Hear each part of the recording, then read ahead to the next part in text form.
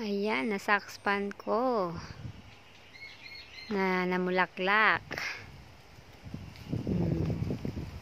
Kasi akala ko hindi na siya mamulaklak kasi namulaklak na siya tapos nangalaya na eh.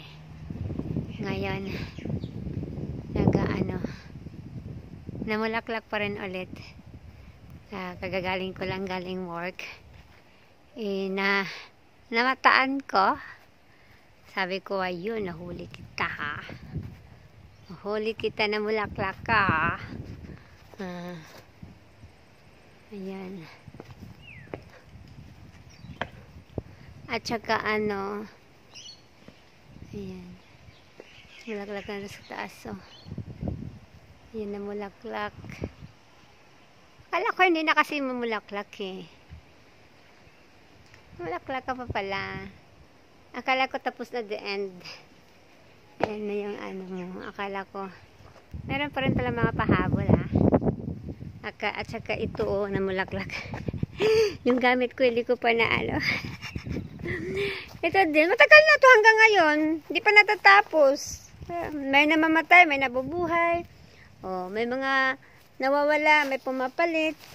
At saka ito, namulaklak na din. Namulaklak din siya. Kung kailan pinutol na kasi dami yan, punong-puno yan dito eh. Kaya sabihin din nila putulong, tanggalin na nga lang natin kasi hindi na ata siya mamulaklak kasi sa sobrang dami. Kasi doon to sa harapan dati. Laging namulaklak talaga yan every summer. Tapos nilipat ni Danilo dito. Paano? Pinuno niya. Kaya di namunga, di namulaklak. Ngayon kung kailan nilinis, namulaklak. Hintayin lang palang malinis na para mamulaklak. Baka suffocate siya. Hindi ko nabantayan, nalaya na. Maganda bulaklak yan eh. Pag namulaklak eh. Kung kailan nilinis, saka namulaklak. Diba? Namulaklak siya. Kasi nilinis. Sabi niya. Yan. Ang ganda niyan. Kasalang palayaan na. Ngayon ko lang nasakpan. Meron yan naman mga puso. Kaya na malaya na yan kasi merong mga puso. Bubukaka yan.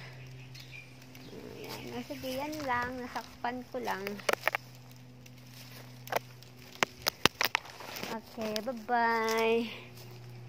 Ito may tagal-tagal na itong naubos. Wala na. Alright, bye.